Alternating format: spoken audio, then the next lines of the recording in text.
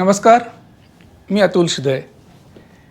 अलौकिकच्या माध्यमातून मी काही media related मुद्दे तुमच्यासमोर घेऊन आलो आहे की ज्या कलाकारांना किंवा ज्या स्ट्रगलर्सना ॲक्टिंग किंवा मॉडेलिंग या क्षेत्रात काम करायची इच्छा असते किंवा ज्या या क्षेत्रात येण्याची इच्छा असते, त्यांच्या मनातले खूप काही कॉमन प्रश्न असतात, जे मी अनेक वर्ष ह्या क्षेत्रामध्ये मीडिया काउन्सिलर म्हणून काम करतो आहे. तर त्या सगळ्याचा एक गोषवार आम्ही एक थोडक्यात आज तुमच्यासमोर इथे अलौकिकच्या माध्यमातून मांडण्याकरता इथे आलेलो आहे. मुळात माझा परिचय द्यायचा तर मी एक मेकअप आर्टिस्ट आहे, एक फोटोग्राफर आहे. गेली 23 वर्ष मराठी चित्रपटसृष्टीकरता मी एक मेकअप आर्टिस्ट आणि फोटोग्राफर म्हणून काम करतो आहे आणि मीडिया काउन्सिलर म्हणूनही माझं या क्षेत्रात काम चालू आहे. कास्टिंग करतो, अशी बरीच कामं करत असतो. काय होतं, बरेचदा माझ्यासमोर स्ट्रगलर्स येतात ज्यांनी या क्षेत्रात येण्याकरता त्यांचा वेळ, पैसा आणि एनर्जी वाया घालवलेली असते. वाया म्हणजे ॲक्च्युली वायाच गेलेली असते, कारण त्यांना माहितीच नसतं की स्ट्रगल करायचं म्हणजे नक्की काय करायचं.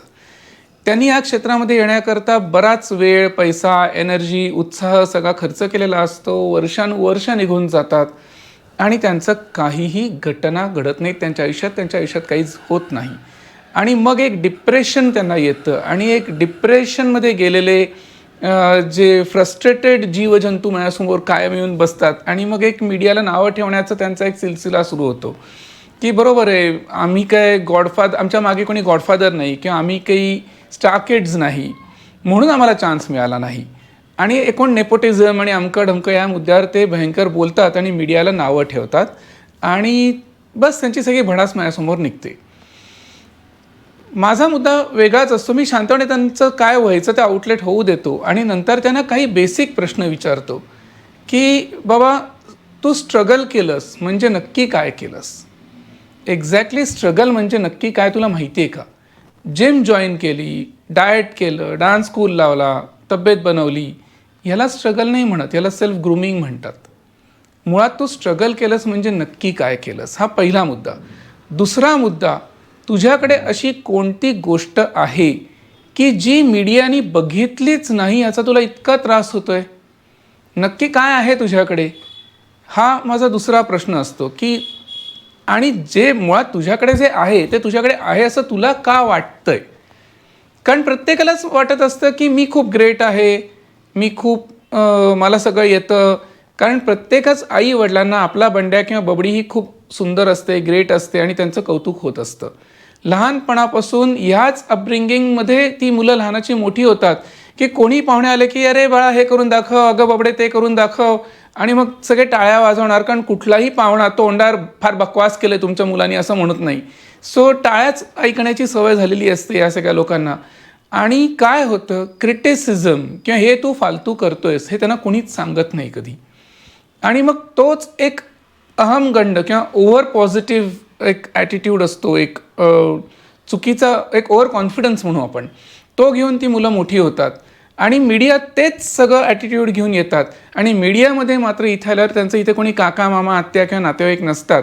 आणि मग परखड सत्याला, वास्तवाला त्यांना तोंड द्यायला लागतं की तू बकवास आहेस किंवा तुला फारसं काही नीट येत नाही आहे. आणि इथेच खरं सांगायचं तर डिप्रेसिंग लेवल्स सुरू होतात. जे आजपर्यंत त्यांनी कौतुकाचे शब्द जे झेललेले असतात ते सगळे इथे कम्प्लिटली वॉश ऑफ होतं आणि एक उघडं सत्य त्यांच्या समोर येतं, जे पचवणं खूप अवघड असतं. सो माझं एक कायम म्हणणं असतं की चल, मी प्रोड्युसर आहे किंवा डिरेक्टर आहे आणि माझ्याकडे भरपूर काम आहे. Give me 3 good reasons why should I cast you in my project. मी तुला काम का देऊ याचं उत्तम 3 कारणं मला दे. आणि गुड रिझन्स याचा अर्थ मला खूप आवड आहे, मी खूप मेहनत करीन, मी प्रामाणिकपणे काम करीन, याला मी चांगली कारणं नाही म्हणत. हे तर करायचंच आहे, हे कारण काय सांगतोय तुम्ही? मला पुरावे पाहिजेत. तुझ्याकडे काय आहे त्याचे खणखणीत पुरावे मला पाहिजेत. 3 चांगली कारणं की माझ्याकडे हे आहे, माझ्याकडे हे आहे, माझ्याकडे हे आहे आणि हे त्याचे ठणठणीत पुरावे आहेत. अशी 3 चांगली कारणं दे, मी तुला काम देतो. हे जेव्हा आम्ही त्या लोकांना सांगतो त्यावेळेला त्यांची बोलती बंद होते. त्यांना 3 चांगली कारणं कसली, त्यांना एक कारण देता येईन असं होतं. आणि मग त्यांना लक्षात येतं की आजपर्यंतचं जे काय स्ट्रगल म्हणून जे स्ट्रगल या नावाखाली जे केलं होतं that is nothing but shear timepass आणि चुकीच्या मार्गावर चुकीच्या पद्धतीत वाया घालवलेला वेळ आणि पैसा आणि एनर्जी ही जाणीव त्यांना तिथे होती. आणि मग त्याच्या पुढे खऱ्या अर्थाने माझं काम सुरू होतं की मग योग्य स्ट्रगल म्हणजे काय. या क्षेत्रात यायचं असेल तर मुळात तुम्हाला सेल्फ ॲनालिसिसची खूप गरज असते. मुळात मी कोण आहे, माझ्याकडे प्लस पॉईंट्स काय आहेत जे मला मीडियाने बघावे असं मला वाटतं. मीडियासमोर मी स्वतःला प्रेझेंट करणारे म्हणजे नक्की काय प्रेझेंट करणार आहे. मुळात मीडिया म्हणजे काय, या क्षेत्रात किती ट्रॅक्स आहेत आणि प्रत्येक ट्रॅक दुसऱ्यापेक्षा वेगळा कसा आहे.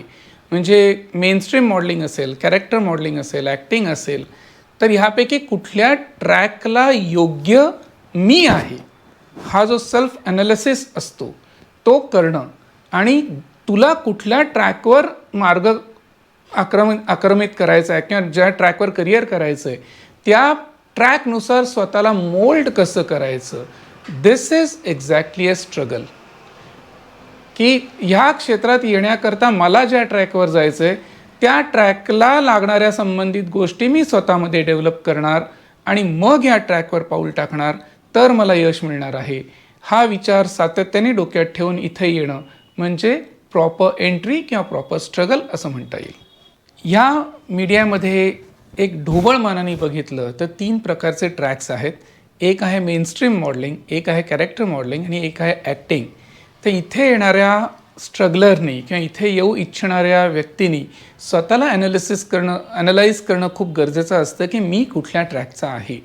की मेनस्ट्रीम मॉडेलिंग म्हणजे काय, तर fashion shows, ramp shows, events, अल्बम्सपासून अत्यंत बोल्ड मॉडेलिंग ज्याला आपण म्हणतो, मग ते रेडीमेड गार्मेंट्सपासून अंडर गार्मेंट्सपासून कॉन्डम्सपर्यंत कुठल्याही ॲडव्हर्टाइजमेंट्स की जिथे शारीरिक सौंदर्य हे अत्यंत महत्त्वाचं आहे. परफेक्ट बॉडी, अतिशय chiselled, workout and perfect body ह्या बेस ज्याचा आहे त्याला तो ट्रॅक फार लागू होतो.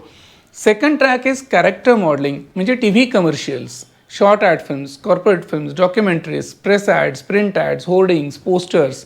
मग ह्यासाठी लागणारं मॉडेलिंग हे वेगळं असतं, हे बोल्ड मॉडेलिंग नसतं. इथे क्लास लागतो ज्यात कॉस्च्युम कॅरी करणं, एक्सप्रेशन्स आणि छान स्माइल्स कॅरी करणं हा मुद्दा इथे कॅरेक्टर मॉडेलिंगचा असतो. आणि तिसरा ट्रॅक असतो तो ॲक्टिंग, जो की हार्डकोर ॲक्टिंग म्हणजे ब्रेन ब्युटी रिलेटेड तो ट्रॅक असतो की अभिनय क्षमता, तुमचं टॅलेंट, तुमचे परफॉर्मिंग लेवल्स हे अत्यंत तिथे काउंट होतं. सो इथे येणाऱ्या स्ट्रगलरला आधी विचार करायला लागतो की मी फिजिकल फिटनेसच्या आधारावर इथे येणार आहे का मेंटल ग्रूमिंगच्या आधारावर इथे येणार आहे. एक काहीतरी मुद्दा तुमच्याकडे स्ट्रॉंग पाहिजे. एक तर इनर ब्युटी तरी म्हणजे ब्रेन ब्युटी म्हणजे अभिनय क्षमता, तुमचं टॅलेंट हे तरी स्ट्रॉंग पाहिजे किंवा अत्यंत प्रमाणबद्ध रेखीव असं शरीर तरी पाहिजे. म्हणजे कुठला तरी एक पॉईंट स्ट्रॉंग असतो. दोन्ही पॉईंट इनर आणि आउटर ब्युटी दोन्ही जर स्ट्रॉंग असतील तर नथिंग कॅन स्टॉप यू. मग sky is the limit for you. पण 2 ब्युटीज जर एकत्र नसतील तर एक कुठला तरी मुद्दा इतका स्ट्रॉंग पाहिजे की ज्याच्या आधारावर तुमचं करिअर घडू शकेल. सो बेसिकली तुम्ही आधी फोकस होणं गरजेचं आहे की तुम्ही ब्रेन ग्रूम करून ॲक्टिंग ओरिएंटेशन फील्डमध्ये येणार आहात का बॉडी ग्रूम करून मॉडेलिंग ओरिएंटेशनमध्ये जाणार आहात. हे तुमची क्लॅरिटी आधी डेव्हलप झाली, नीट क्लिअर झालं की तुमचे बरेच मुद्दे सोपे होतात. हा खूप कॉन्ट्रोवर्शियल प्रश्न आहे कारण माझं कुठलंही विधान आता इथे ज्या अशा एजन्सीज आहेत की जे ही कामं करतायत त्यांना खूप ऑफेन्सिव्ह उत्तर ठरेल. माझं असं म्हणणं आहे की कोण फेक आहेत आणि कोण जेन्युइन आहेत हा मुद्दा आपण बाजूला टाकूयात. मुळात मुद्दा असा आहे की आम्ही तुम्हाला काम देऊ हे प्रॉमिस कोणाला कसं करू शकतं. मुळात मी जर स्ट्रगलर आहे आणि तुम्ही जर एखादी मॉडेलिंग एजन्सी आहात, माझ्यात काय डेप्थ आहे किंवा माझ्यात काय प्लस पॉईंट्स आहेत, माझ्यात काय मायनस पॉईंट्स आहेत, ही कुठलीही गोष्ट तुम्हाला माहितीच नसताना तुम्ही मला कमिटमेंट कशाच्या आधारावर देता हा प्रश्न एक स्ट्रगलर म्हणून माझ्या मनात येणं खूप गरजेचं आहे ना. उगाच ते म्हणणार की हां इथे एवढे पैसे भरा, तुम्ही एवढे पैसे भरा, मग आम्ही तुमच्यासाठी हे करू ते करू. अरे पण माझ्या मुळात आडात आहे की नाही हे जर तुम्हाला माहिती नसेल तर आम्ही पोहऱ्यात आणून दाखवू, हा तुमचा ॲटिट्यूड हाच संशय क्रिएट करणारा आहे असं मला वाटतं. हां, मॉडेलिंग एजन्सीज जेन्युइनिटी कशी असते, तर बाबा ठीक आहे, तुम्हाला लोकांपर्यंत कसं पोचायचं आहे माहिती नसतं, तर मॉडेलिंग एजन्सी किंवा कोऑर्डिनेटर्स आर द मीडिएटर्स, की जे मार्केट आणि स्ट्रगलर्स याच्यामधला एक सांधणारा दुवा असतात. सो एखाद्या प्रोड्युसरला किंवा एखाद्या डिरेक्टरला किंवा एखाद्या ॲड एजन्सीला जर मॉडेलची गरज असेल तर तो त्याची रिक्वायरमेंट घेऊन ह्या मीडिएटरकडे येतो, त्याला त्याची रिक्वायरमेंट देतो. मग मीडिएटर काय करतो, त्यांच्या ब्रॅकेटमध्ये बसणारे त्याच्याकडली जे कलेक्शन असतं मॉडेल्सचं ते तो क्रॉस चेक करतो आणि त्या ब्रॅकेटमध्ये बसणारी 10 लोकं तो यांना दाखवतो. मग त्या लोकांना त्याच्यातलं बेस्ट कोणाला निवडायचं हा हक्क त्या एजन्सीला असतो. मग तो एजन्सी ज्या मॉडेलला किंवा ॲक्टरला सिलेक्ट करतं त्याला ते काम मिळतं, इतरांना मिळत नाही. मग मुळात ॲज अ मीडिएटर मला हेच माहिती नसेल की ही लोकं कोणाला सिलेक्ट करणार आहेत, तर मी कशाच्या आधारावर ह्यांना कमिटमेंट देणार आहे इथे. माझं काम एवढंच आहे, तुमचे फोटो माझ्याकडे द्या, ते मी यांना दाखवतो. तुम्ही जर पटलात, आवडलात, त्यांनी घेतलेल्या ऑडिशनमध्ये तुम्ही जर उत्तम परफॉर्मन्स दिलात तर तुम्हाला काम मिळेल. तुम्हाला काम मिळालं तर त्या अमाऊंटमधून एक सर्टन पर्सेंट अमाऊंट ही मी माझं कमिशन म्हणून कट करून घेईन, बाकी अमाऊंट तुमची असेल. दिस इज अ फेअर डील. म्हणजे आधी मी तुम्हाला काम देईन, मी देण्याचा प्रयत्न करीन, तुमच्या नशिबात असेल तर ते तुम्हाला काम मिळेल आणि केवळ माझ्यामुळे तुम्हाला काम मिळाल्याबद्दल मग एक सर्टन पर्सेंट अमाऊंट ही माझी असेल जी मी कट करून उरलेलं पेमेंट तुम्हाला मिळेल. दिस इज अ फेअर डील. पण आज तुम्ही आमच्याकडे एनरोल करा, आम्हाला एवढे पैसे भरा, मग आम्ही तुम्हाला काम देऊच, अशा ज्या कमिटमेंट्स असतात ह्या कमिटमेंट्सच्या नादी लागायचं नसतं, कारण त्या कमिटमेंटना काही लॉजिक नसतं. ज्या कुणाला ह्या क्षेत्रात येण्याची इच्छा आहे, ॲक्टिंग म्हणा, मॉडेलिंग म्हणा, काही करिअर करायची इच्छा असेल, माझं डायरेक्ट असं म्हणणं असतं की आधी नीट हा मीडिया समजून घ्या. तुम्ही इथे येणार की नाही येणार हा मुद्दा आधी बाजूला ठेवा. मुळात सेल्फ ॲनालिसिस, स्वतःला ओळखा, स्वतःचं ॲनालिसिस करा, मीडिया नीट समजून घ्या, मीडियातल्या बारकावे आणि इथे लागणारं स्ट्रगल. दुरून डोंगर साजरे असतात, लांबनं सगळं छान दिसतं, इथे आल्यानंतर किती काटेकुटे आहेत या क्षेत्रात आणि किती खाचखळगे आहेत हे तुमच्या लक्षात येतं. तर त्या गोष्टी आधीच नीट समजून घेणं हे खूप गरजेचं आहे. तर मी तुम्हाला असं एक रिक्वेस्ट करीन किंवा असं एक आव्हान करीन की माझं डिटेल्स म्हणजे कॉन्टॅक्ट डिटेल्स तुम्हाला डिस्क्रिप्शनमध्ये मिळतील.